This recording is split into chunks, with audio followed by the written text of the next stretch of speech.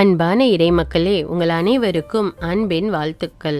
இந்த தவக்காலத்தில் ஒவ்வொரு வெள்ளிக்கிழமையும் நாம் சிலுவை பாதை ஜெபித்து ஆண்டவருடைய பாடுகளை தியானிக்க திருச்சபை நம்மளை அழைக்கிறது. இன்று நாம் சிகரம் நோக்கிய சிலுவை பாதையை தியானித்து ஜெபிக்க இருக்கிறோம். தகுந்த பக்தியோடும் மரியாதையோடும் நாம் சிலுவை பாதை ஜெபிக்க வேண்டும். ஜெபிப்போமா? தந்தை, மகன், தூய ஆவியாரின் பெயராலே ஆமீன்.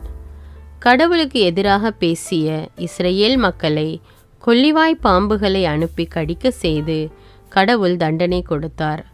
மக்கள் தங்கள் பாவங்களை ஏற்றுக்கொண்டவுடன் மோசே மக்களை மீட்க ஆண்டவரிடம் பரிந்து பேசினார். ஆண்டவரின் கட்டளைப்படி வெண்கல பாம்பை செய்து ஒரு கம்பத்தில் மோசே பொருத்தினார். கடிபட்ட அனைவரும் வெண்கல பாம்பை உற்று நோக்க உயிர் பிழைத்தனர் என்பதை எண்ணிக்கை நூலில் நாம் வாசிக்கிறோம். நாமும் கடவுளுக்கு எதிராக வாழ்ந்து பாவ படுகொலியில் விழுந்து கிடந்தோம். நம் பாவங்களை ஆண்டவரிடம் அறிக்கையிடுவோம். அணு அணுவாய் துடித்து இறந்த நம் ஆண்டவராம் இயேசு தொங்கிய சிலுவையை உற்று நோக்குவோம், மீட்படைவோம். சிகரம் ஏற வேண்டுமானால் சிறகடித்து பறந்து செல்ல முடியாது. சின்னாபின்னமாகி சிதைந்து போகும் நிலையில்தான் அந்த சிகரத்தை எட்டி பிடிக்க முடியும் என்ற சிந்தனையுடன் வேதனை சோதனைகளில் தளராமல் வாழ்வு தரும் கல்வாரி சிகரம் நோக்கி நெறி தவறாமல் நிலை குலையாமல் நடப்போம். வாருங்கள், வாழ்வடைவோம். சுருக்கமான உத்தம மனஸ்தாப ஜெபம்.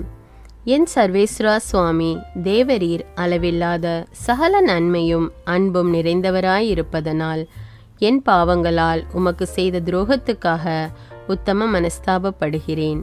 இனி உமது வரப்பிரசாதத்தின் உதவியால் இப்பேற்பட்ட பாவங்களை செய்வதில்லை என்று உறுதியான பிரதிஜ்ஞை செய்கிறேன். ஆமீன். முதலாம் ஸ்தலம். திவ்ய இயேசுவே, உம்மை ஆராதித்து வணங்கி உமக்கு நன்றியறிந்த ஸ்தோத்திரம் பண்ணுகிறோம். அதேனென்றால் உமது அஜிஷ்டபாரமான சிலுவையை கொண்டு உலகை மீட்டு ரட்சித்தீர். இயேசுவை சாவுக்கு தீர்வையிடுகிறார்கள். தீர்ப்பிடாதே என்கிறார் இயேசு, தீர்ப்பிடுவேன் என்கிறான் பிலாத்து. விபச்சாரத்தில் கையும் களவுமாக பிடிப்பட்ட பெண்ணை இயேசுவிடம் கொண்டு வந்தார்கள். உங்களுள் பாவமில்லாதவன் முதலில் இப்பெண் மேல் கல்லெறியட்டும் என்று பரிசேயரையும் மறைநூல் அறிஞர்களையும் பார்த்து இயேசு கூறினார். ஆனால் அவர்களோ முணுமுணுத்து கொண்டே அந்த இடத்தை காலி செய்தார்கள். நியாயப்படி பார்த்தால் இயேசுவே கல்லெறிய தகுதியானவர். ஏனெனில் அவர் ஒருவரே பாவமற்ற பரிசுத்த மனிதராக வாழ்ந்தார். ஆனால் அவரோ, நானும் தீர்ப்பிடேன், நீர் போகலாம், இனி பாவம் செய்யாதீர் என்று தீர்ப்பிடாமல் அனுப்பினார். பிறர் குற்றவாளிகள் என தீர்ப்பளிக்காதீர்கள், அப்போதுதான் நீங்களும் தீர்ப்புக்கு உள்ளாக மாட்டீர்கள் என்ற வார்த்தைக்கு செயல் வடிவம் கொடுத்து மாந்தருக்கு எடுத்துக்காட்டாய் இயேசு திகழ்ந்தார். ஆனால் பிலாத்து இங்கே இயேசுவை மரண தண்டனை விதித்து தீர்ப்பிடுகிறான். இந்த பிலாத்து யார்? பிலாத்து பாவக்கரை படிந்தவன். இவன் கொலை, கொள்ளை, கற்பழிப்பு ஆகியவைகளில் வல்லவன். இவன் பிடிவாத குணமும் கொடூர தன்மையும் கொண்டவன். இப்படியாக கொடிய பாவியான பிலாத்து கள்ளம் கபடற்ற இயேசுவை அநியாயமாக தீர்ப்பிடுகிறான். நாம் வாழும் சமூகத்தில் நீதியோடும் நேர்மையோடும் உண்மையோடும் உயரிய மதிப்புடனும் இறையாட்சி பணி செய்யக்கூடிய மனிதர்கள் சிலர் இருக்கிறார்கள். இவர்கள் செய்யக்கூடிய பணியை பார்த்து பொறாமைப்பட்டு அவதூறுகளை அள்ளி வீசி இல்லாதது பொல்லாதது எல்லாம் பேசி திரிகிறோம். நம்முள் பலர் பிலாத்துவை போல நமக்குள்ளே கொடிய மனநிலைகளை வைத்துக்கொண்டு அவைகளை மறைத்து பிறரை பழி தீர்க்க துடிக்கும் நாம் இயேசுவாய் மாற துடிக்கிறோமா அல்லது பிலாத்துவாய் மாற துடிக்கின்றோமா? சிந்திப்போம். ஜெபம். பிலாத்துவை போல மனநிலை கொண்ட எங்களை தூய்மையாக்கி உம்மை போல பிறரை தீர்ப்பிடாத வரத்தை எங்களுக்கு தாரும் இயேசுவே. ஆமீன். எங்கள் பேரில் தயவாயிரும் சுவாமி, எங்கள் பேரில் தயவாயிரும். மரித்த விசுவாசிகளுடைய ஆத்துமாக்கள் சர்வேசண்ட இரக்கத்தினால் நித்திய சமாதானத்தில் இளைப்பார கடவன. ஆமீன். இரண்டாம் ஸ்தலம். திவ்ய இயேசுவே, உம்மை ஆராதித்து வணங்கி உமக்கு நன்றியறிந்த ஸ்தோத்திரம் பண்ணுகிறோம். அதேனென்றால் உமது அஜ்ஜிஷ்ட பாரமான சிலுவையை கொண்டு உலகை மீட்டு ரட்சித்தீர். இயேசுவின் தோளில் சிலுவை சுமத்தப்படுகிறது. பிறர் சுமைகளை நீ சுமந்துகொள் என்கிறார் இறைவன். பிறரை சுமக்க வைப்பேன் என்கிறான் மனிதன். ஆண்டவரின் சுமை யாது என்ற கேள்விக்கு எரேமியா இறைவாக்கினர் கூறும் பதில் இதோ: பாவிகளே ஆண்டவரின் சுமை, அவர்களை ஆண்டவரே உதறி தள்ளிவிடுவார். பழைய ஏற்பாட்டிலே தண்டிக்கும் கடவுளின் செயலை பற்றித்தான் பார்க்கின்றோம். ஆனால் புதிய ஏற்பாட்டிலே கடவுளின் திருமகன் இயேசு பாவிகளையே அழைக்க வந்தேன் என்கிறார். சுமை சுமந்து சோர்ந்திருப்போரே, எல்லோரும் என்னிடம் வாருங்கள், நான் உங்களுக்கு இளைப்பாறுதல் தருவேன் என்ற இயேசு தன் சொந்த மக்களின் பாவங்களை உள்ளடக்கிய சிலுவையை தான் ஒருவரே சுமந்து கொண்டு கல்வாரி நோக்கி செல்கிறார். யூதர்களோ இவன் தன்னையே கடவுள் என்று காட்டிக்கொள்கிறான். அப்ரஹாமுக்கு முன்பே தான் இருப்பதாக பேசிக்கொள்கிறான். சுமார் 66 ஆண்டுகளாக 18,000 தொழிலாளர்களின் முயற்சியிலும் உழைப்பிலும் கட்டப்பட்ட எருசலேம் தேவாலயத்தை 3 நாட்களில் இடித்து திரும்ப கட்டுவேன் என்கிறான். இவன் பேய் பிடித்தவன், பெருந்தீனிக்காரன் என்றெல்லாம் கூறி இயேசுவின் மீது பழி சுமத்தினார்கள். இயேசுவின் வார்த்தைகள் செல்வாக்கு படைத்த பல மனிதர்களை தொந்தரவு செய்த காரணத்தினால் இயேசுதான் நமக்கு பாரம், இந்த பாரத்தை கொல்கொதா பாறாங்கல்லின் மீது போட்டு சுக்கு நூறாக்க வேண்டும் என்ற நினைப்பில் சிலுவையை சுமத்தினார்கள். அன்பு குழந்தையை தூக்கி தோளில் போடுவது போல தன் குழந்தையின் பாவங்கள் அடங்கிய சிலுவையை தோள்மேல் ஏற்றி வீர நடை போடுகிறார் இயேசு. நீங்கள் செய்வது தவறு, திருத்திக் கொள்ளுங்கள் என்று மரியாதையோடு சொல்லும் வார்த்தைகளை கேட்காமல் தன் குறைகளை மறைத்து பிறர் மீது வீண் பழி சுமத்தி நான் தான் நீதிமான், இயேசுவுக்கு பயந்தவன், மரியின் பிள்ளை நான் என்று மார்த்தட்டி கொள்ளும் நாம் இனி வரும் காலங்களிலாவது பிறர் மேல் வீணான சுமைகளை சுமத்தாமல் பார்த்து கொள்வோமா? சிந்திப்போம். ஜெபம்.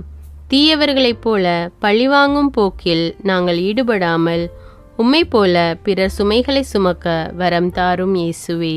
ஆமேன். எங்கள் பேரில் தயவாயிரும் சுவாமி, எங்கள் பேரில் தயவாயிரும். மரித்த விசுவாசிகளுடைய ஆத்துமாக்கள் சர்வேசின் இரக்கத்தினால் நித்திய சமாதானத்தில் இளைப்பார கடவன. ஆமேன். 3ஆம் நிலை. திவ்யேசுவே, உம்மை ஆராதித்து வணங்கி உமக்கு நன்றறிந்த ஸ்தோத்திரம் பண்ணுகிறோம். அதேனென்றால் உமது அஜ்ஜிஷ்ட பாரமான சிலுவையை கொண்டு உலகை மீட்டு ரட்சித்தீர். இயேசு முதல் முறை தரையில் விழுகிறார். எழுந்து நடங்கள் என்கிறார் இயேசு. எழவிட மாட்டோம் என்கிறார்கள் மனிதர்கள். பசியால் யாரும் சோர்ந்து விழக்கூடாது என்பதை அறிந்த இயேசு 5 அப்பங்களை கொண்டு 5000 பேருக்கு உணவளிக்கிறார். இத்தகைய வியப்பான செயலை செய்த இயேசு பாவமில்லாமல் சிலுவையின் பாரத்தால் சோர்ந்து விழுகிறார். தூக்கிவிட யாரும் இல்லை. ஆனால் தூக்கி போட்டு மிதிக்க படை வீரர்கள் இருந்தனர். ஆடுகளாகிய நம்மை தன் தோளின் மீது தூக்கி சுமந்தவரை சாட்டையால் அடித்தார்கள், கால்களால் உதைத்து நைய புடைத்தார்கள், காரி துப்பினார்கள் கயவர்கள். உடலின் வலியை தாங்கிக் கொண்டாலும் தம் சீடர்களால் தனக்கு ஏற்பட்டுள்ள வலிதான் அவரை கீழே தள்ளியது. எல்லோரும் உம்மை விட்டு ஓடிப்போய் விட்டாலும் நான் ஒருபோதும் போக மாட்டேன் என்று தன்னை மறுதலித்த பேதுருவை நினைத்து பார்த்தார். நாமும் செல்வோம், அவரோடு இறப்போம் என்று வீரமாய் பேசிய தோமாவை நினைத்து பார்த்தார். நான் தந்தையினுள்ளும் தந்தை என்னுள்ளும் இருப்பதை உணராமல் ஓடிப்போன பிலிப்பை நினைத்து பார்த்தார். வேதனையில் ஓவென அழுதார். யார் உன்னை விட்டு பிரிந்தாலும் உன்னை ஒருபோதும் நான் கைவிடேன் என்ற தந்தையின் வார்த்தையை நினைத்து வீறு கொண்டு தந்தையின் லட்சியத்தை செயல்படுத்த எழுகிறார் நம் மீட்பர் இயேசு. இந்த சமூகம் முன்னேற வேண்டும், வளர்ச்சியடைய வேண்டும் என்று நினைப்பவர்கள் எத்தனை தடைகள் வந்தாலும் அதையும் தாண்டி தங்கள் லட்சியங்களில் உறுதியாக இருக்க வேண்டும். பொறுப்பில் இருந்தால் நாம் நிம்மதியாக இருக்க முடியாது என்று பொறுப்பேற்காமல் தங்கள் கடமையை தட்டி கழிப்பவர்கள் நம் சமூகத்தில் உண்டு. பொறுப்பேற்காமல் இருந்தாலும் பொறுப்பில் உள்ளவர்களை பணி செய்ய உற்சாகப்படுத்த வேண்டும். அவர்கள் முன்னேற நாம் வழிவிடுவோம். முடியாவிட்டால் ஒதுங்கி நிற்போம். இளையோர் எடுக்கும் திட்டங்கள், தீர்மானங்கள், முயற்சிகள், முடிவுகள் இவைகளை பெரியோர் அலசி ஆராய்ந்து உடனிருந்து அவர்களை ஊக்கப்படுத்தி கீழே விழாதவாறு நாம் பார்த்து கொண்டால் சமூகத்தின் பல அவல நிலைகளை மாற்றலாம். லட்சிய வீரர்கள் நடந்து செல்லும் பாதையில் நாம் படிக்கற்களா, தடை கற்களா? சிந்திப்போம். ஜெபம். உம்முடைய வெற்றி பாதையில் தடை கற்களாக இருந்தவர்களைப் போல் நாங்களும் வாழாமல் இளையோரின் படிக்கற்களாக வாழ வரம் தாரும் இயேசுவே. ஆமீன். எங்கள் பேரில் தயவாயிரும் சுவாமி, எங்கள் பேரில் தயவாயிரும். மரித்த விசுவாசிகளுடைய ஆத்துமாக்கள் சர்வேசின் இரக்கத்தினால் நித்திய சமாதானத்தில் இளைப்பார கடவன. ஆமீன். 4ஆம் நிலை. திவ்யேசுவே, உம்மை ஆராதித்து வணங்கி உமக்கு நன்றறிந்து ஸ்தோத்திரம் பண்ணுகிறோம். அதேனென்றால் உமது அஜிஷ்டபாரமான சிலுவை கொண்டு உலகை மீட்டு ரட்சித்தீர். இயேசு அன்னை மரியாவை சந்தித்து ஆறுதல் பெறுகிறார். தாய் தந்தையை நேசி என்கிறார் இயேசு. நேசிக்க மாட்டேன் என்கிறான் மனிதன். இயேசு பாலூட்டி பாராட்டி வளர்த்த தம் அன்பு தாயை சந்திக்கிறார். உன் லட்சியத்தில் வெற்றி பெற என் உடனிருப்பு உண்டு என்பதை தாய் மரியா இறுதி கட்டத்திலும் உணர்த்துகிறார். நன்றி பெருக்கோடு தன் அம்மாவை உற்று நோக்குகிறார். தன் குழந்தையின் கண்ணீரை கண்டாலே கதி கலங்கி போகும் சாதாரண தாயை நாம் பார்க்கின்றோம். தன் மகனின் செந்நீரை கண்டும் மயக்கமடையாமல் சிலை போல் நிற்கும் தம் அன்பு தாயின் வீரத்தை வியந்து பார்க்கிறார். கீழே விழுந்தேன், ஆனாலும் எதிலும் தளர்வுறாத உங்கள் முகத்தை கண்டபோது நான் எழுந்தேன். அம்மா, உங்களுக்கும் அப்பாவுக்கும் நான் பணிந்து நடந்தேன்.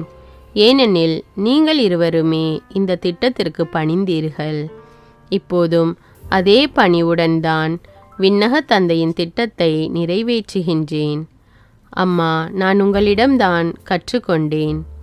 அம்மா, சீடர்களிடம் உங்களை விட்டு செல்கிறேன். அப்போதுதான் அவர்களும் இறை திட்டத்தை ஒதுக்காமல் எத்தகைய சவால்களையும் சந்திப்பார்கள். அம்மா, உங்களின் உடனிருப்பு இருந்தால் போதும், உலகமே உருமாறும். நன்றி அம்மா. தாய் தந்தை நம்மையெல்லாம் எப்படி வளர்த்து விட்டார்கள் என்பதை நாம் மறந்து போகின்றோமே. நாம் வளரும்போது அவர்கள் நம் குழந்தைகள் என்பதை அறிய மாட்டோமா? நாம் தான் பொறுப்போடு அவர்களை கவனிக்க வேண்டும். எத்தனை இல்லங்கள் தோன்றினாலும் பொறுத்து கொள்ளலாம். ஆனால் முதியோர் இல்லங்கள் உருவாவதை ஊக்கப்படுத்த முடியாது. உண்மையிலே நாம் வளர்ந்திருக்கிறோம் என்றால், உயர்ந்து வந்திருக்கிறோம் என்றால், காரணமான ஏணிப்படியாம் நம் பெற்றோரை எட்டி உதைக்கும் நம் மனநிலையை மாற்ற முன் வருவோமா? ஜெபம். பெற்றோர்களின் எண்ணங்களையும் ஏக்கங்களையும் நிறைவு செய்யும்போது இறைவனின் திட்டத்தை நிறைவு செய்கிறோம் என்பதை உணர வரம் தாரும் இயேசுவே. ஆமீன். எங்கள் பேரில் தயவாயிரும் சுவாமி, எங்கள் பேரில் தயவாயிரும். மரித்த விசுவாசிகளுடைய ஆத்துமாக்கள் சர்வேசின் இரக்கத்தினால் நித்திய சமாதானத்தில் இளைப்பார கடவன. ஆமீன். 5ஆம் நிலை. திவ்யேசுவே, உம்மை ஆராதித்து வணங்கி உமக்கு நன்றறிந்து ஸ்தோத்திரம் பண்ணுகிறோம். அதேனென்றால் உமது அஜிஷ்ட பாரமான சிலுவை கொண்டு உலகை மீட்டு ரட்சித்தீர். இயேசுவின் சிலுவையை சுமந்து சீமோன் உதவுகிறார். உதவி செய் என்கிறார் இயேசு. உதவ மாட்டேன் என்கிறான் மனிதன். வெந்த புண்ணிலே வேல் பாய்ச்சுகின்ற மனிதர்கள் பலர் வாழும் பூமி இது. ஏற்கனவே வயல்வெளியில் பாடுபட்டு உழைத்து சற்று ஓய்வெடுக்கலாம் என்று வந்த சீரேன் ஊரை சேர்ந்த சீமோனை படை வீரர்கள் கட்டாயப்படுத்தி சிலுவையை சுமக்க வைக்கின்றனர். வேண்டா வெறுப்போடு சிலுவை சுமக்க முன்வந்தாலும் போக போக மனம் தளராமல் சிரமுயர்த்தி சீரிய மனதுடன் சிலுவை சுமந்து சென்றார் சீமோன். எத்தனையோ மக்களின் பாரங்களை சுமந்த இந்த இயேசுவின் பாரத்தை சுமக்க நான் என்ன பேறு பெற்றேனோ!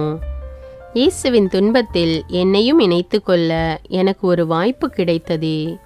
துவண்டு போன இயேசுவே, நான் சுமக்க உதவுகிறேன். என் வழி எனக்கு பெரிதில்லை, உம் வழிதான் இந்த சிலுவை சுமக்க வலிமையை தருகிறது. உம்மோடு நானும் வருவேன் என்று சொன்ன சீமோன் சிரம் தாழ்த்தி வணங்கப்பட வேண்டியவர் என்பதில் எல்லளவும் ஐயமில்லை. சீமோன் உயரிய பாடத்தை கற்றுத்தருகிறார். எங்கள் வீட்டு கஷ்டத்தையே சமாளிக்க முடியல, எப்படிங்க அடுத்த வீட்டு கஷ்டத்தில் பங்கு பெறுவது என்று தன் நிலையை நியாயப்படுத்துகிறவர்களுக்கு சீமோன் நல்ல பதிலடியை தந்திருக்கிறார். சீமோனின் குணமாக நம் குணத்தை மாற்றி பிறருக்கு உதவ முன் வருவோமா? ஜெபம். கால் ஊனமுற்றோருக்கு காலாகவும், பார்வையற்றோருக்கு கண்ணாகவும், நம்பிக்கை இழந்தோருக்கு புன்னகையாகவும் மாறிய சீமோனை போல நாங்களும் பிறரின் துன்பங்களில் பங்கெடுக்க வரம் தாரும் இயேசுவே. ஆமீன். எங்கள் பேரில் தயவாயிரும் சுவாமி, எங்கள் பேரில் தயவாயிரும். மரித்த விசுவாசிகள் ஆத்துமாக்கள் சர்வேசின் இரக்கத்தினால் நித்திய சமாதானத்தில் இளைப்பார கடவன. ஆமீன். 6ஆம் நிலை. திவ்யேசுவே, உம்மை ஆராதித்து வணங்கி உமக்கு நன்றறிந்த ஸ்தோத்திரம் பண்ணுகிறோம். அதேனென்றால் உமது அஜிஷ்ட பாரமான சிலுவை கொண்டு உலகை மீட்டு ரட்சித்தீர். களைத்திருந்த இயேசுவின் முகத்தை கனிவுடன் துடைக்கும் வெரோனிகா. கண்ணீரை துடைத்திடு என்கிறார் வெரோனிகா. கண்ணீர் வடியட்டும் என்கிறான் மனிதன். களிமண்ணிலிருந்து அல்லவா மனிதன் உருவாக்கப்பட்டான்.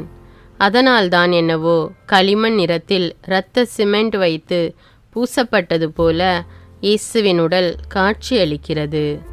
ஏழைகளுக்கு நற்செய்தியையும் சிறைப்பட்டோருக்கு விடுதலையையும் தந்து அவர்கள் முகங்களிலெல்லாம் புன்னகையை தூவவிட்டு பேரானந்தம் அடைந்த அந்த புன்னகை ததுவும் முகத்தை காணோமே. செந்நீரால் அது மறைக்கப்பட்டிருக்கிறதே என்பதை கண்ட வெரோனிகா புலம்புவதால் பயனில்லை, இதோ நான் துடைப்பேன் என முன் வருகிறார். நிலை குலைந்த அந்த முகத்தை ஓடி வந்து துடைத்து, இதோ உலகின் ஒளி இவரே என்று சொன்ன வெரோனிகாவும் ஒரு வீரமிக்க திருதூதரே.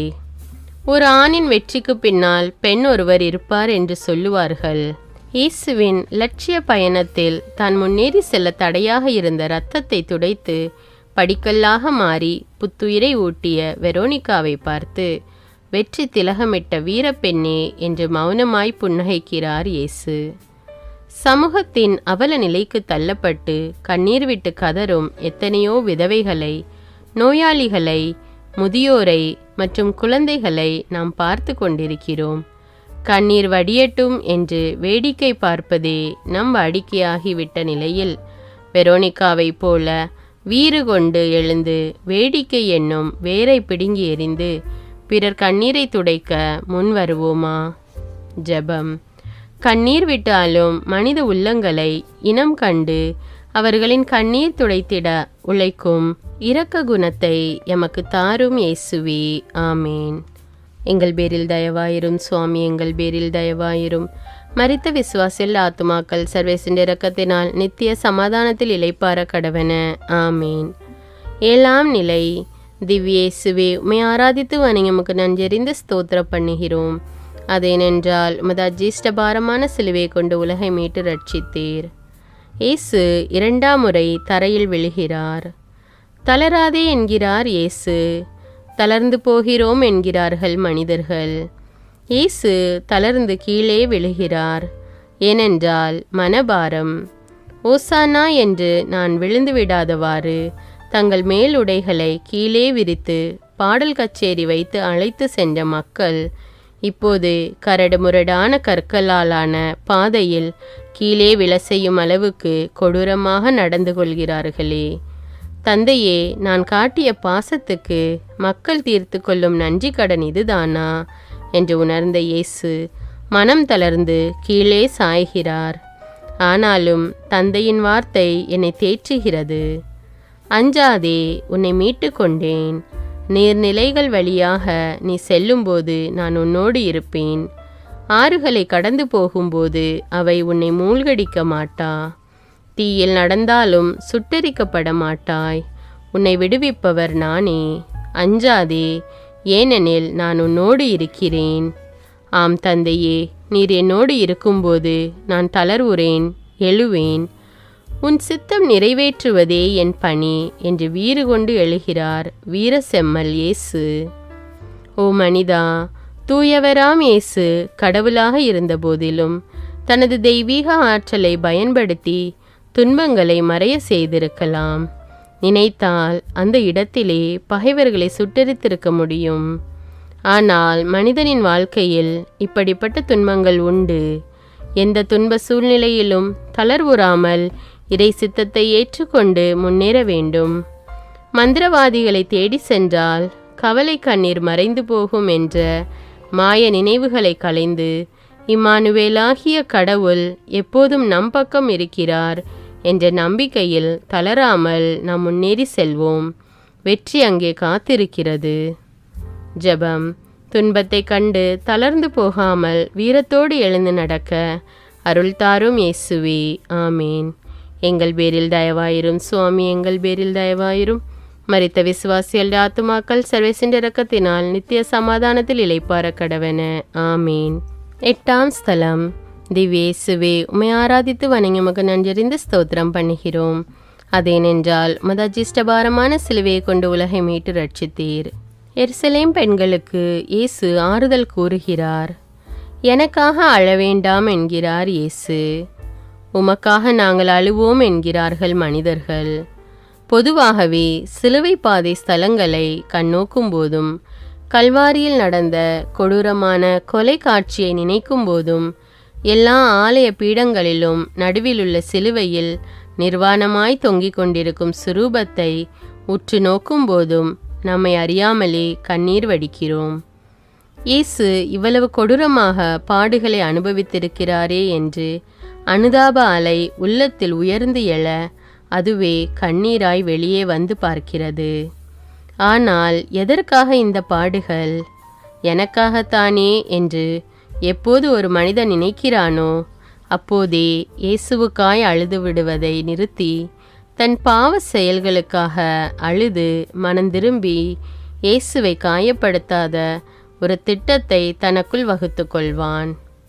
கோழி தன் குஞ்சுகளை தன் இறக்கைக்குள் கட்டி சேர்ப்பது போல நானும் மக்களை அரவணைத்து கொள்ள எத்தனையோ முறை விரும்பினேன். உனக்கு விருப்பம் இல்லையே. அலங்கோலமான கோலத்தில் உள்ள என்னை கண்டு அனுதாபத்தால் அழுவது எனக்கு எந்த மகிழ்ச்சியும் தராது.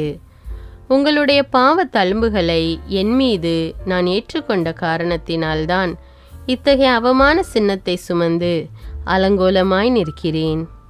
இனியும் எனக்காக அழுவதை நிறுத்திவிட்டு உங்கள் பாவங்களுக்காய் மனம் நொந்து அழுங்கள் என்கிறார் இயேசு. இந்த தவக்காலத்தில் நம் வாழ்க்கையை திருப்பி பார்ப்போமா? நம் வாழ்வை திருத்த முன் வருவோமா? ஜெபம். அன்பு இயேசுவே, பிறரது துன்பத்தை கண்டு அனுதாபத்தோடு நிறுத்திவிடாமல் துன்பத்தில் உடனிருக்க வரம் தாரும். ஆமேன். எங்கள் பேரில் தயவாயிரும் சுவாமி, எங்கள் பேரில் தயவாயிரும். மரித்த விசுவாசிகள் ஆத்துமாக்கள் சர்வேசின் இரக்கத்தினால் நித்திய சமாதானத்தில் இளைப்பார கடவன. ஆமேன். 9ஆம் ஸ்தலம். திவ்யேசுவே, உம்மை ஆராதித்து வணங்கி உமக்கு நன்றறிந்து ஸ்தோத்திரம் பண்ணுகிறோம். அதேனென்றால் உமது அஜிஷ்டபாரமான சிலுவையை கொண்டு உலகை மீட்டு ரட்சித்தீர். இயேசு 3ஆம் முறை தரையில் விழுகிறார். நம்பிக்கையோடு இருங்கள் என்கிறார் இயேசு. நம்பிக்கையா? அது என்ன என்கிறார்கள் மனிதர்கள். ஆண்டவர் இயேசுவை கொலை செய்யும் நோக்குடன் கொல்கதா நோக்கி கொண்டு செல்லும் கொலை பாதகர்கள் சாட்டைகளாலும் தடிகளாலும் தாக்கியதில் இயேசு பல முறை கீழே விழுந்திருக்கலாம். 3ஆம் முறை இயேசு கீழே விழுவதாக இங்கு நாம் பார்க்கிறோம். இயேசு இறந்தவுடன் உலகம் இருளானது. 3ஆம் நாள் உயிர்த்தெழுந்து உலகு புத்தொளி கிடைக்க செய்கிறார். 3 முறை கீழே விழுந்து வேதனைப்பட்டதும் அதன் பின் நான் படைத்த மக்களுக்காக என் உயிரையும் கொடுப்பேன், அதுதான் என் தந்தையின் திட்டம் என்பதை தெளிவாக அறிந்து ஒளி கொடுக்கும் நம்பிக்கையுடன் எழும்புகிறார். ஆண்டவர் மேல் நம்பிக்கை வைப்பவர்களோ புதிய ஆற்றல் பெறுவர். கழுகு போல் இறக்கை விரித்து செல்வர். அவர்கள் ஓடுவர், களைப்படையார். நடந்து செல்வர், சோர்வடையார். ஆம், நம்பிக்கையோடு வீறு நடையுடன் புறப்படுகிறார், பூமியை மீட்கும் பார்வையுடன். புனித பெர்னார்டு சொன்ன வார்த்தைகளை இப்போது கருத்தில் கொள்வோம். ஆண்டவரே, ஒரு முறை நான் விழுந்தால் எழுந்து விடுவேன், 2ஆம் முறையும் விழுந்தால் திரும்பவும் எழுந்து விடுவேன். 3ஆம் முறையோ அல்லது அதற்கு மேலோ விழுந்தாலும் நான் திரும்ப திரும்ப எழும்பி விடுவேன். ஆனால் ஒரு நாள் என்னால் இனிமேல் எழ முடியாது என்ற நிலை வரும்போது இரத்தம் சொட்டு சொட்டாய் வடிய காயங்களோடு ஊர்ந்து ஊர்ந்து வருவேன். உம்முடைய முகத்தை காணும் வரை அப்படியே வருவேன் என்று தடைகளுக்கு மத்தியிலும் ஆண்டவரை காணும் தன் ஆவலை வெளிப்படுத்துகிறார். அன்பானவர்களே, கடவுள் நம்மிடம் பதக்கங்களையும் பட்டங்களையும் எதிர்பார்க்கவில்லை, காயங்களைத்தான் எதிர்பார்க்கிறார். காயங்கள் ஏற்படும்போது நம்பிக்கையில் அசைவுறாமல் அந்த ஆண்டவரிடமே அடைக்கலம் புகுவோம். அவரே காயங்களை கட்டுகின்ற மருத்துவர் என்ற நம்பிக்கையில் வாழ முயற்சிப்போம். ஜெபம். இயேசுவே, எங்களுடைய பாவ பலவீனத்தால் கீழே விழும்போது உம்மீது அசையாத நம்பிக்கை கொண்டு எழுந்து நடக்க அருள் தாரும். ஆமீன். எங்கள் பேரில் தயவாயிரும் சுவாமி, எங்கள் பேரில் தயவாயிரும். மரித்த விசுவாசிகள் ஆத்துமாக்கள் சர்வேசண்ட இரக்கத்தினால் நித்திய சமாதானத்தில் இளைப்பார கடவன. ஆமீன். 10ஆம் நிலை. திவ்ய இயேசுவே, உம்மை ஆராதித்து வணங்கி உமக்கு நன்றறிந்து ஸ்தோத்திரம் பண்ணுகிறோம். அதேனென்றால் உமது அஜிஷ்டபாரமான சிலுவையை கொண்டு உலகை மீட்டு ரட்சித்தீர். இயேசுவின் ஆடைகளை வலுக்கட்டாயமாக உரிகிறார்கள். ஆடைகளை களையாதே என்கிறார் இயேசு. ஆடைகளை களைவோம் என்கின்றனர் மனிதர்கள். தூக்கு மேடைக்கு செல்லும்போது கைதிக்கு புத்தம் புதிய துணி உடுத்தப்படுகிறது. ஆனால் இங்கே எதிர்மாறாக இயேசு உடுத்தியிருந்த செந்நிற ஆடையை களைகிறார்கள். உடம்பில் ஒட்டு துணி இல்லாமல் சிலுவையில் இவன் தொங்கி உயிர் விடுவதை மக்கள் எல்லாம் கண்டுகளிக்க வேண்டும். மெசியா இவன் அல்ல என்று மக்கள் தெரிந்து கொள்ள வேண்டும் என்பதுதான் தலைமை குருக்களின் திட்டம். ஒருவன் உங்களுக்கு எதிராக வழக்கு தொடுத்து உங்கள் அங்கியை எடுத்துக்கொள்ள விரும்பினால் உங்கள் மேலுடையையும் அவன் எடுத்துக்கொள்ள விட்டு விடுங்கள் என்ற வார்த்தைகளுக்கு செயல் வடிவம் கொடுக்கிறார் இயேசு. இன்றைய சமூகத்தில் பணபலம் படைத்தவர்கள் ஏழைகளின் உடைமைகளை பறித்து உரிமைகளை மறுத்து வேதனை கடலில் ஆழ்த்தி விடுகின்ற சூழ்நிலையை பல நேரங்களில் பார்க்கிறோம். விடுதலை பயண நூலில் தெளிவாக வாசிக்கின்றோம். ஏழைகளிடம் வட்டி வாங்காதே, வட்டி வரவில்லை என்ற காரணத்தினால் அவனுடைய மேலாடையை நீ அடகாக வாங்கினால் கதிரவன் மறையும் முன் அதை அவரிடம் திருப்பிக் கொடு. ஏனெனில் அது ஒன்றே அவருக்கு போர்வை. உடலை மூடும் அவரது மேலாடையும் அதுவே. வேறு எதில்தான் அவர் படுத்துறங்குவார் என்று கடவுளாகிய ஆண்டவர் இரக்கத்தோடு கதறுகிறார். ஏழையிடம் வட்டி வாங்கக்கூடாது என்ற வார்த்தையை மீறுவது மிக பெரிய பாவம். அதைவிட கொடியது அவனுடைய மேலாடையை பறிப்பதுதான். ஆடைகளை களையும் மனப்பான்மை உன்னிடம் இருந்தால் அதை மாற்றி ஆடையை பிறருக்கு உடுத்தும் அன்பர்களுள் ஒருவராக நீங்களும் நானும் இருக்கின்றோமா? சிந்திப்போம். ஜெபம். சமூகத்தால் ஓரங்கட்டப்பட்டு ஒதுக்கப்பட்ட மக்களுக்கு நாங்கள் ஆடைகளாக இருக்க வரம் தாரும். ஆமீன். எங்கள் பேரில் தயவாயிரும் சுவாமி, எங்கள் பேரில் தயவாயிரும். மரித்த விசுவாசில் ஆத்துமாக்கள் சர்வேசின் இரக்கத்தினால் நித்திய சமாதானத்தில் இளைப்பார கடவன. ஆமீன். 11ஆம் ஸ்தலம். திவ்ய இயேசுவே, உம்மை ஆராதித்து வணங்கி உமக்கு நன்றறிந்து ஸ்தோத்திரம் பண்ணுகிறோம். அதேனென்றால் உமது அஜிஷ்டபாரமான சிலுவையை கொண்டு உலகை மீட்டு ரட்சித்தீர். இயேசுவை சிலுவையில் ஆணியால் அறைகிறார்கள். அறையாதே என்கிறார் இயேசு, அறைவேன் என்கிறான் மனிதன். மரக்கட்டை, ஆணி, சுத்தியல் இவைகளெல்லாம் இயேசு தம் உழைப்பிற்கு பயன்படுத்திய பொருட்கள். இந்த கருவிகள் இல்லாமல் தச்சு தொழிலை செய்ய முடியுமா? மரங்களை இணைக்க சுத்தியலால் ஆணிகள் அடிப்பதுதான் தச்சு தொழிலின் முதன்மை வேலை. ஆனால் இங்கே மரத்தோடு மனிதனை இணைக்க ஆணிகளையும் சுத்தியலையும் பயன்படுத்தும் வித்தியாசமான தச்சு தொழிலை இயேசு உற்று நோக்குகிறார். தச்சு பட்டறை அல்ல இது, மாறாக கல்வாரி பட்டறை. இந்த கல்வாரி பட்டறையிலே துடிதுடிக்க அறைகிறார்கள் இயேசுவை. உங்களை வலக்கன்னத்தில் அறைபவருக்கு மறு கன்னத்தையும் திருப்பி காட்டுங்கள் என்பதை செயல்படுத்தி காட்டுகிறார் இயேசு. இடது கையில் ஆணிகள் அறையப்பட்டவுடன் கொதித்தெழாமல் வலது கையையும் கால்களையும் ஆணிகளால் அறைய உடன்படுகிறார். இறுதி நேரத்திலும் தான் சொன்ன வார்த்தையை வாழ்வாக்கிய நம் இயேசுவின் வழியில் வாழ தயாரா? யாராவது நம்மை அறைந்தால் அவர்களை திருப்பி அறைவதுதான் நம் முதல் வேலையாக இருக்கிறது. பொறுமை என்கின்ற புனித பண்பால் உயர்ந்து நின்றிடு. விவேகமுள்ளவரே பொறுமையோடிருப்பர் என்று நீதிமொழிகள் புத்தகம் கூறுகிறது. அறைந்து அறைந்தே கொடுமைப்படுத்தும் மனிதா, நீ விவேகமற்றவன் என்றால் அறிந்து கொள். நம் ஆண்டவர் இயேசு நமக்காக, நாம் மீட்பு அடைவதற்காகத்தான் பொறுமையோடு இருக்கிறார். அவரை போல நாமும் பொறுமையாக இருந்தால்தான் நமக்கு பெருமை. பிறர் குற்றம் பொறுத்து இயேசுவின் பாதையில் நடக்க முன் வருவோமா? ஜெபம். சில வேளைகளில் பிறரால் நாங்கள் வேதனை அனுபவிக்கும் போது அதனை கண்டு வெகுண்டெல்லாமல் பொறுமையோடு ஏற்றுக்கொள்ள வரம் தாரும் இயேசுவே. ஆமீன். எங்கள் பேரில் தயவாயிரும் சுவாமி, எங்கள் பேரில் தயவாயிரும். மரித்த விசுவாசிகளுடைய ஆத்மாக்கள் சர்வேசின் இரக்கத்தினால் நித்திய சமாதானத்தில் இளைப்பார கடவன. ஆமீன். 12ஆம் ஸ்தலம். திவ்யேசுவே, உம்மை ஆராதித்து வணங்கி உமக்கு நன்றறிந்து ஸ்தோத்திரம் பண்ணுகிறோம். அதேனென்றால் மதாஜிஷ்டபாரமான சிலுவையை கொண்டு உலகை மீட்டு ரட்சித்தீர். சிலுவையில் அறையப்பட்ட இயேசு உயிர் துறக்கிறார்.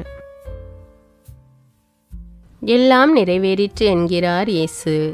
எல்லாம் நிறைவேறவில்லை என்கிறார்கள் மனிதர்கள். வாழ்வில் நிறைவு வேண்டும். நிறைவில்லாத மனிதர்கள் அதிகமானோர் உள்ளனர். நேரம் வரும்போது பார்த்து கொள்ளலாம் என்ற நினைப்பு ஆபத்தானதாக ஆகலாம். எந்த வயதில் வாழ்ந்தாலும் அந்தந்த வயதில் செய்ய வேண்டிய கடமைகள் ஏராளம். ஒரு கிறிஸ்தவனுடைய வாழ்வில் எந்நேரமும் தாய்நாடான விண்ணகத்தை அடையலாம் என்ற எண்ணம் இருக்க வேண்டும். எந்த வயதில் ஆண்டவர் எடுத்துக்கொண்டாலும் எல்லாம் நிறைவேறிற்று என்று நம்மால் சொல்ல முடிய வேண்டும். 33 வயதில் இயேசு தான் வந்த நோக்கம் நிறைவேறிவிட்டது என்று உரக்க குரல் எழுப்பி உயிர் துறந்தார். இளைஞர்களே, உங்கள் நோக்கம் நிறைவேற உழைக்கிறீர்களா? உங்கள் முயற்சிகளில் துவலாமல் இருக்கிறீர்களா? படிக்கின்ற வயதில் பள்ளிக்கூடம் செல்லாமல் பார்க், பீச் என்று அலைகிறீர்களா? இளைஞர்களே, உங்களுக்கு தெரிந்த ஒரு சின்ன வேலையை கொண்டு சம்பாதிக்க முன் வருகிறீர்களா? படிப்பிற்கேற்ற வேலை கிடைக்கவில்லை என்று நேரத்தை வீணடித்து கொண்டிருக்கிறீர்களா? நேரம் போகவில்லையே என்று பாரத்தோடு இருக்கிறீர்களா? அல்லது குடும்பங்களில், தெருக்களில், பங்குகளில் குழப்பத்தை ஏற்படுத்தி கொண்டிருக்கிறீர்களா? பெற்றோர் தரும் பொறுப்புகளை ஏற்றுக்கொள்கிறீர்களா? முதியோர் சொல்லை ஏளனம் செய்கிறீர்களா?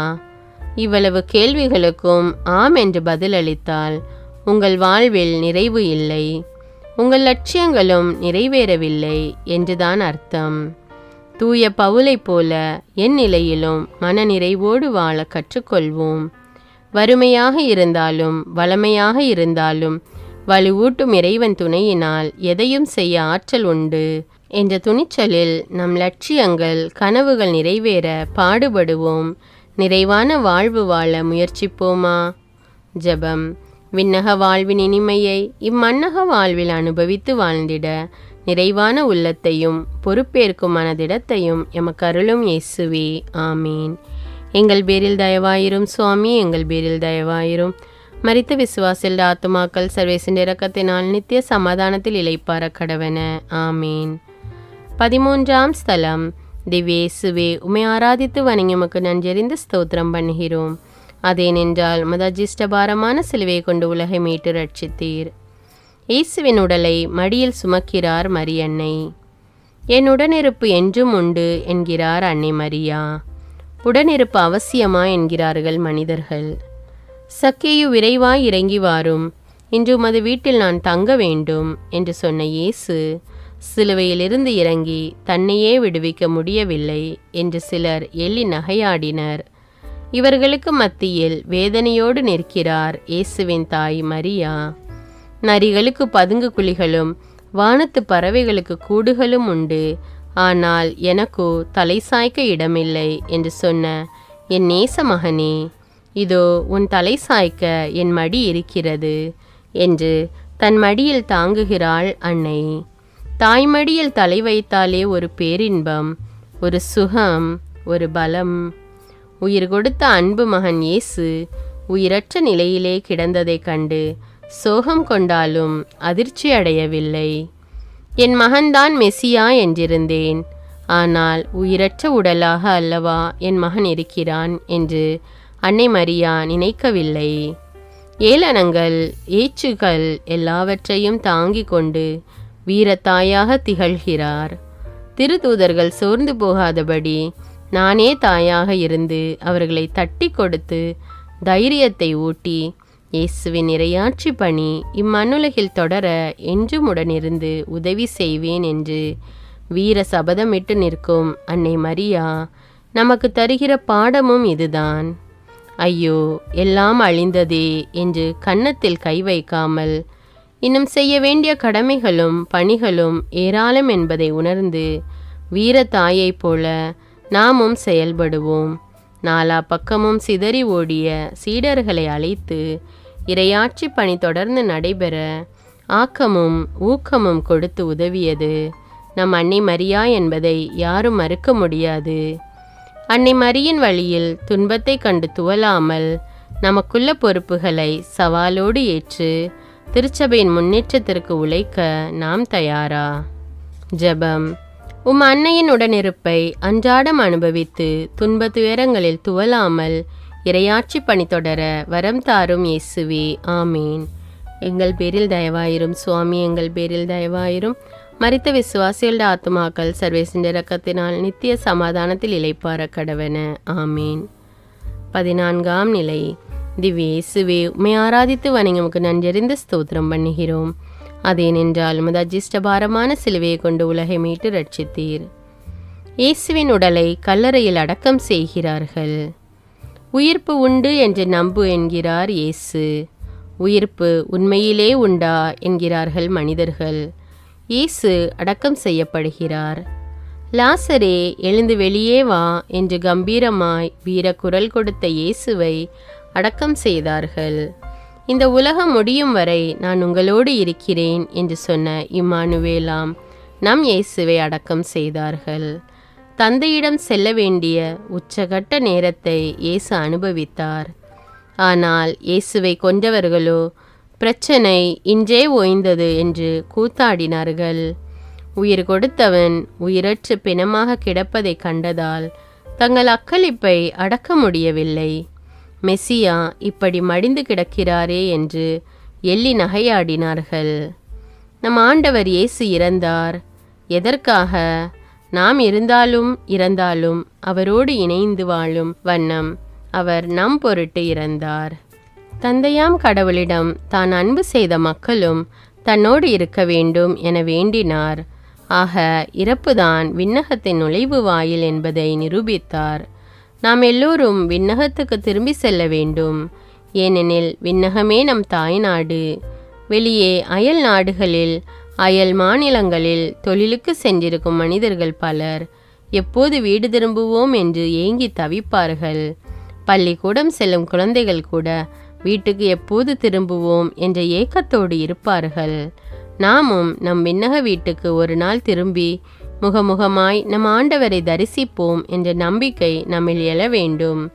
நாம் குடியிருக்கும் கூடாரம் தகர்ந்து வீழ்ந்தாலும் தகர்க்க முடியா வீடு ஒன்று விண்ணில் உள்ளது என்ற நம்பிக்கையுடன் இறையாட்சியை இடர்கள் மத்தியிலும் இனிதாய் பரப்பிட இடைவிடாமல் பணி செய்வோம். விண்ணக தாய்நாட்டை உரிமை சொத்தாக்கி கொள்வோம். ஜெபம். தோல்விக்கு பின் வெற்றி என்பது போல இறப்புக்கு பின் உயிர்ப்பு என்பதில் நாங்கள் ஆழமான நம்பிக்கை கொள்ளவும் அதற்காக தேடல்களை நோக்கி எங்கள் வாழ்வை பயணிக்கவும் வரம் தாரும் இயேசுவே, ஆமீன். எங்கள் பேரில் தயவாயிரும் சுவாமி, எங்கள் பேரில் தயவாயிரும். மரித்த விசுவாசில் ஆத்துமாக்கள் சர்வேசின் இரக்கத்தினால் நித்திய சமாதானத்தில் இளைப்பார கடவன, ஆமீன். திருத்தந்தையின் கருத்துக்களுக்காக வேண்டிக் கொள்வோம். விண்ணுலகில் இருக்கிற எங்கள் தந்தையே, உமது பெயர் தூயதென போற்ற பெறுக. உமது ஆட்சி வருக. உமது திருவுளம் விண்ணுலகில் நிறைவேறுவது போல மண்ணுலகிலும் நிறைவேறுக. எங்கள் அன்றாட உணவை இன்று எங்களுக்கு தாரும். எங்களுக்கு எதிராக குற்றம் செய்வோரை நாங்கள் மன்னிப்பது போல எங்கள் குற்றங்களை மன்னியும். எங்களை சோதனைக்கு உட்படுத்தாதேயும், தீமையிலிருந்து எங்களை விடுவித்தருளும், ஆமீன். அருள் நிறைந்த மரியே வாழ்க. ஆண்டவர் உம்முடனே, பெண்களுள் ஆசி பெற்றவர் நீரே. உம்முடைய திருவயிற்றின் கனியாகிய இயேசுவும் ஆசி பெற்றவரே. புனித மரியே, இறைவனின் தாயே, பாவிகளாயிருக்கிற எங்களுக்காக இப்பொழுதும் எங்கள் இறப்பின் வேளையிலும் வேண்டிக் கொள்ளும், ஆமீன். தந்தைக்கும் மகனுக்கும் தூய ஆவியாருக்கும் ஆட்சி உண்டாவதாக. தொடக்கத்தில் இருந்தது போல இப்பொழுதும் எப்பொழுதும் என்றென்றும் இருப்பதாக. ஆமீன். தந்தை, மகன், தூய ஆவியாரின் பெயராலே ஆமீன். அன்றாட திருப்பலி வாசகங்களை தினமும் பார்த்து கேட்டு பயன்பெற தமிழ் பைபிள் விஸ்டம் சேனலை சப்ஸ்கிரைப் செய்து கொள்ளுங்கள். மேலும் தவக்காலத்தில் ஒவ்வொரு வெள்ளிக்கிழமையும் காலை 10 மணிக்கு சிலுவை பாதை வீடியோவாக போடப்படும். அதை பார்த்து பயன்பெறுங்கள், பிறரோடு பகிர்ந்து கொள்ளுங்கள். 11 மாதத்தில் விவிலியத்தை முழுமையாக வாசிக்க விருப்பமுள்ளவர்களும் இந்த சேனலை சப்ஸ்கிரைப் செய்து கொள்ளுங்கள். மேலும் உங்கள் கருத்துக்களை எனக்கு கமெண்ட்ஸில் தெரியப்படுத்தவும். நன்றி.